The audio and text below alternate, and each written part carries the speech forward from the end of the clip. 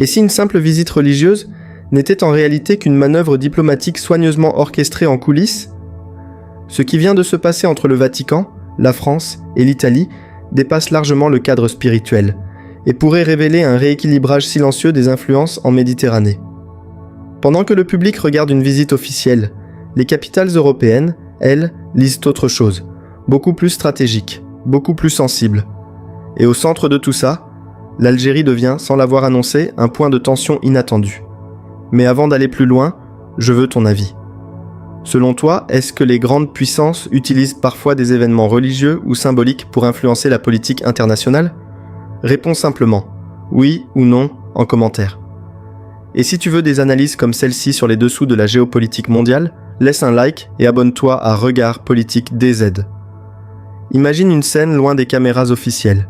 Une salle feutrée, des discussions discrètes, des regards prudents entre diplomates. Rien n'est dit clairement, mais tout est compris sans être prononcé. D'un côté, le Vatican, souvent perçu comme une autorité spirituelle. De l'autre, des puissances européennes qui observent chaque mouvement avec une attention stratégique. Et au milieu de cette scène silencieuse, l'Algérie apparaît dans les conversations, non pas comme un simple spectateur, mais comme un point d'intérêt géopolitique inattendu. Ce qui ressemble à une visite religieuse commence à prendre la forme d'un scénario beaucoup plus complexe, où chaque mot, chaque déplacement peut avoir une lecture politique. Imagine une scène qui ne passe jamais aux journaux télévisés. Une salle fermée, éclairée par une lumière douce mais froide, où les discussions ne sont jamais totalement explicites. Les mots sont choisis, pesés, presque calculés. Rien n'est laissé au hasard. Dans ce type d'espace, la diplomatie ne se fait pas avec des déclarations publiques, mais avec des silences, des regards et des déplacements subtils entre acteurs influents. D'un côté, le Vatican, institution spirituelle millénaire, souvent perçue comme neutre. Mais dans le langage des relations internationales, même la neutralité peut devenir un levier d'influence. De l'autre, des puissances européennes qui observent, analysent, anticipent. Chaque visite, chaque poignée de main, chaque déplacement officiel devient une pièce dans un puzzle beaucoup plus large. Et quelque part entre ces lignes visibles et invisibles, l'Algérie apparaît. Pas comme un simple pays visité ou évoqué, mais comme un espace stratégique où plusieurs lectures peuvent coexister. Historique, politique, diplomatique et symbolique. Car dans les coulisses des relations internationales, rien n'est uniquement ce qu'il semble être en surface. Une visite peut être spirituelle pour certains, mais interprétée comme un signal politique pour d'autres. Et c'est là que l'histoire devient intéressante. Pendant que le public voit un événement religieux, les analystes, eux, observent les réactions croisées. Qui se positionne? Qui reste silencieux? Qui semble approuver sans le dire? Et surtout, qui s'active en coulisses? Dans ce jeu subtil, les capitales européennes ne réagissent jamais de manière impulsive. Tout est calculé. Une absence de réaction peut parfois être aussi importante qu'une déclaration officielle. Et au centre de cette lecture, une question commence à émerger lentement, sans être formulée publiquement. Pourquoi maintenant? Pourquoi cette séquence diplomatique précise? Et pourquoi autant d'attention autour d'un événement qui en apparence reste religieux? Plus on avance dans l'analyse, plus les frontières entre diplomatie, symbolique et stratégie deviennent floues.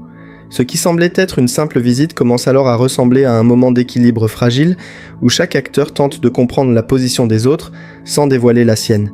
Et dans ce type de configuration, même un détail minime peut changer complètement la perception globale de l'événement. Maintenant, sortons de l'image et entrons dans la lecture. Parce qu'en géopolitique, ce qui est visible n'est presque jamais le plus important. Ce qui compte vraiment, c'est ce qui se joue derrière les intentions officielles. À première vue, une visite religieuse au Vatican, puis une attention particulière portée à l'Algérie, pourrait sembler normale, presque protocolaire. Mais dans l'analyse des relations internationales, rien n'est jamais isolé. Chaque événement s'inscrit dans une chaîne de réaction, d'équilibre et de repositionnement. Et ici, un premier élément attire l'attention, le timing. Pourquoi maintenant? Pourquoi cette séquence précise, dans un contexte déjà sensible entre certaines capitales européennes et l'Afrique du Nord? Dans ce type de situation, le timing n'est jamais neutre. Il peut traduire une volonté de signal, de rapprochement ou même de repositionnement stratégique. Deuxième élément, les interprétations divergentes. Là où certains voient un simple déplacement religieux et diplomatique, d'autres y lisent une opportunité d'influence douce, où le symbole devient un outil politique indirect. Et c'est souvent là que les tensions apparaissent, non pas dans les discours officiels, mais dans les lectures parallèles que chaque capitale fait de l'événement. Troisième élément, les réactions implicites. En diplomatie, le silence n'est jamais vide. Il est souvent chargé de sens.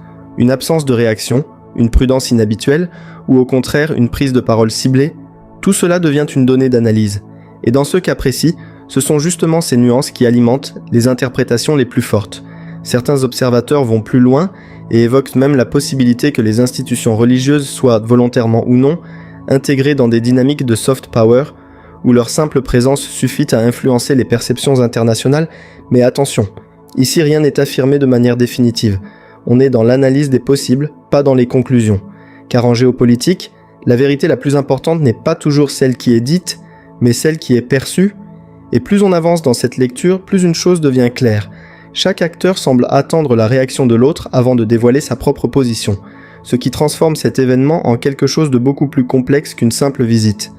Un espace d'observation mutuelle, un jeu d'équilibre, où chaque détail compte, mais où rien n'est encore totalement révélé. Et maintenant, si on prend du recul sur tout ce qui vient d'être analysé, une chose devient évidente, personne ne parle directement, mais tout le monde réagit indirectement. Et dans ce type de configuration internationale, ce sont souvent les non-dits qui ont le plus de poids. Car ce qui est fascinant ici, ce n'est pas ce qui a été officiellement annoncé, mais les interprétations multiples que cela déclenche simultanément dans plusieurs capitales. D'un côté, une lecture spirituelle et protocolaire. De l'autre, une lecture stratégique et diplomatique. Et entre les deux, un espace flou où chaque acteur projette ses propres intérêts. Mais la vraie question n'est peut-être pas celle de l'intention initiale. La vraie question est ailleurs. Comment un événement perçu comme religieux peut-il devenir en quelques heures un objet de lecture géopolitique internationale? Et surtout, qui, dans ce type de séquence, influence réellement la perception globale, les faits eux-mêmes, ou ceux qui les interprètent en premier? Parce qu'au final, dans les relations internationales modernes, la bataille ne se joue plus seulement sur les décisions, elle se joue sur les récits. Et ce récit-là est loin d'être complètement écrit.